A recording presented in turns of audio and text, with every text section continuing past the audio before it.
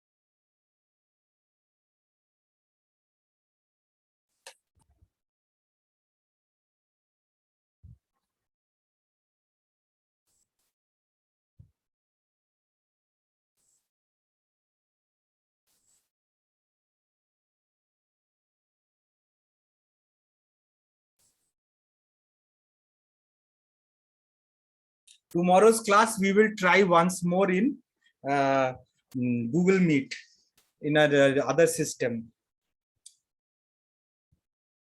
Okay, let's share the screen. So what happens now is active transport requires energy. So what happens in active in normal diffusion, concentration of molecules is high over here and it's low over here. So they start moving from higher concentration to lower concentration. So in passive transport, also you have facilitated diffusion. There is a protein which is involved in doing this work. But in active transport, what happens? See these little boxes and these little circles. This boxes outside is of low concentration and boxes inside is of higher concentration. But in spite of that, against the concentration gradient, by using energy, molecules from lower concentration is moved to the molecule of higher concentration. This is active transport. Example is the sodium ATP, sodium potassium ATPase pump, which exchange. So you know, as you know, that potassium concentration is very high inside the cell and sodium concentration is very low inside the cell. Sodium concentration outside the cell is very high and potassium concentration outside the cell is very low. So this is normally, this is what happens. So normal tendency is that sodium will try to come from outside to inside and potassium will try to come from inside to outside, but they are not, since they are charged, they are not allowed to pass freely. They need channels. So this sodium potassium ATPase pump of the channel is one such channel. So what happens is that now what it wants to, since sodium concentration is low inside and sodium is high outside, what it wants to do, it wants to pump sodium from inside the cell to outside the cell. It wants to change the polarity of the cell.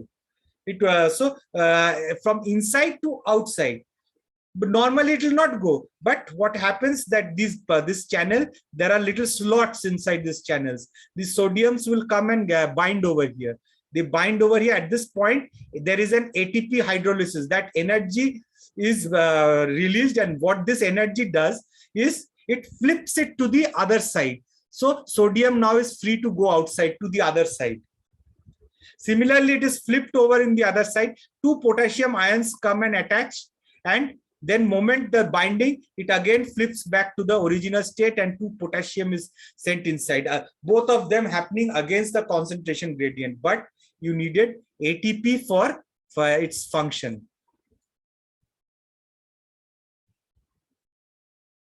Similarly, we will talk about a bit difficult concept. This is the Donan equilibrium. What is Donan equilibrium or Gibbs-Donan effect?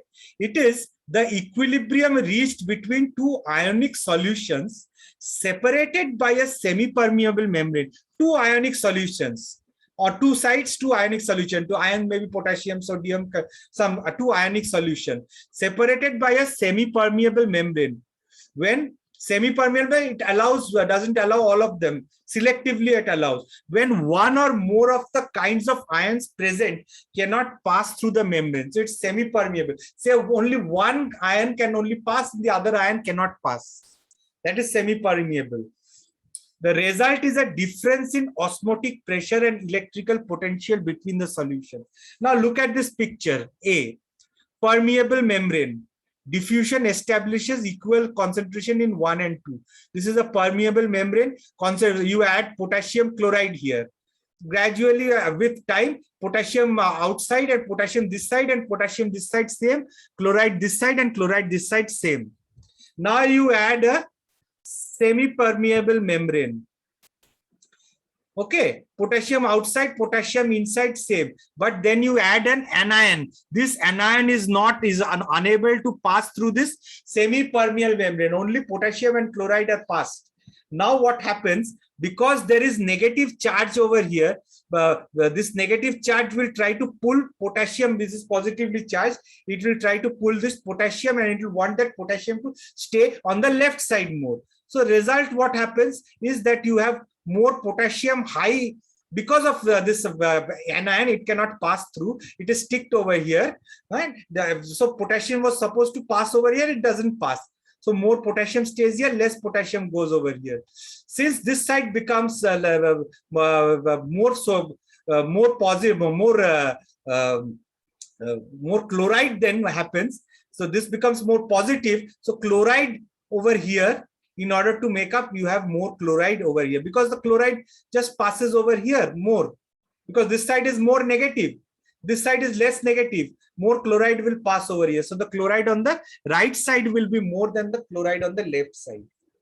So this is Donan equilibrium.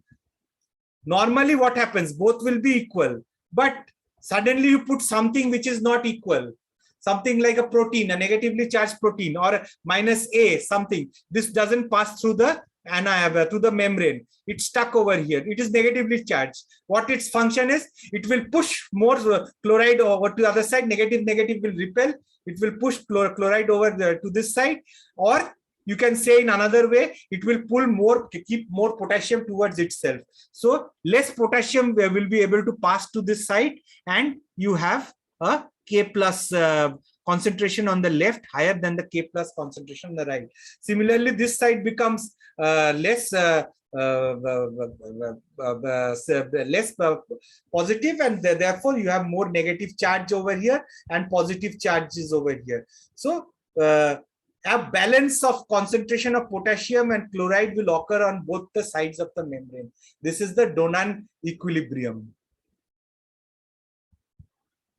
Next process is exocytosis. Exocytosis is a process by which the contents of a cell vacuoles are released to the exterior through fusion of the vacuole membrane with the cell membrane. Okay, at this point, let me tell you that just in case if the connection, if the Zoom removes us out, use the same link to enter again. Immediately I will enter. तुरंत घुस जाना, ठीक है? वही same link use करके, एक ही link व्यवहार करे ढुके पड़ो. So exocytosis is a process by which the contents of a cell vacuole are released to the exterior through fusion of the vacuole membrane with the cell membrane. So like you see in the Golgi, all the proteins over here present inside this transport vesicle, it goes and fuses, and the contents are removed outside. This is exocytosis. Similarly, you have endocytosis. Endocytosis is taking a material inside, like phagocytosis. With the pseudopodium, it takes it inside. It can, then there is a pinocytosis, when liquid is taken inside. Then you have certain receptor mediated endocytosis. Certain receptors, they bring the star molecule inside. So this is endocytosis. Now we start cell junctions. So what are cell junctions? Cell junctions, they are intercellular bridges. One cell to another, beside one cell is another cell. There are certain channels to these cells through which it communicates with each other. It is a junction point. That is, the border between the two cells, that is the cell junction. Cell junction or intercellular bridges between two cells. They are a class of cellular structure consisting of multi-protein complexes that provide contact or adhesion between neighboring cells or between a cell and the extracellular matrix in animal.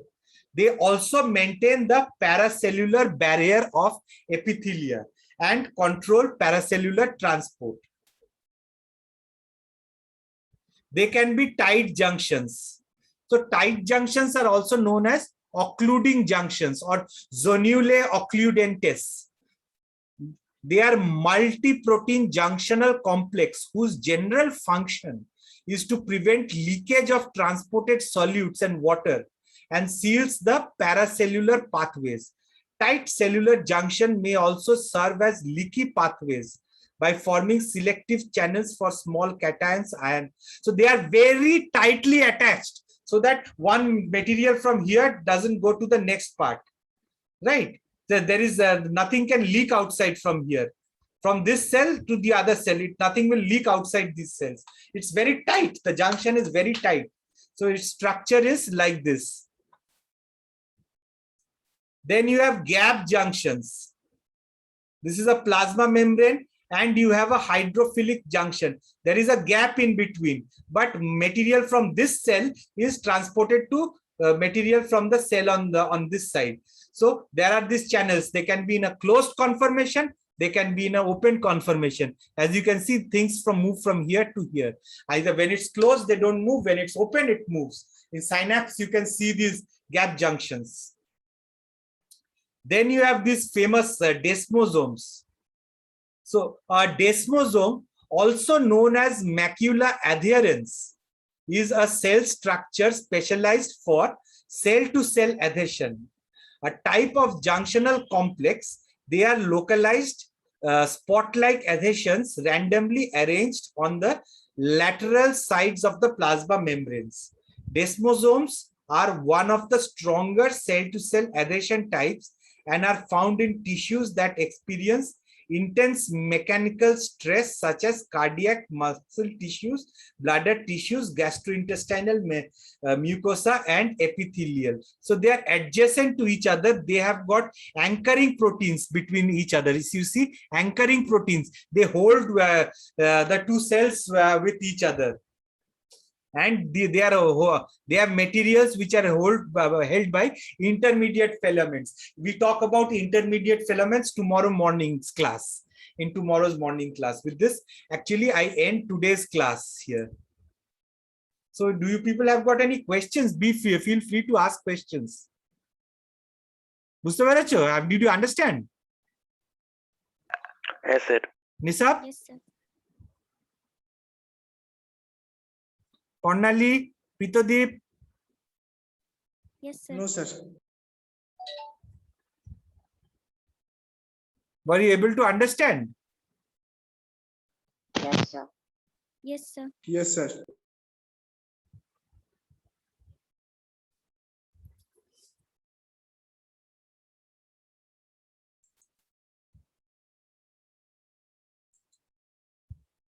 শুনতে পেয়েছো? Hello? Am I audible? Yes, sir. Yes, sir. Pritodip, hello? Yes, sir.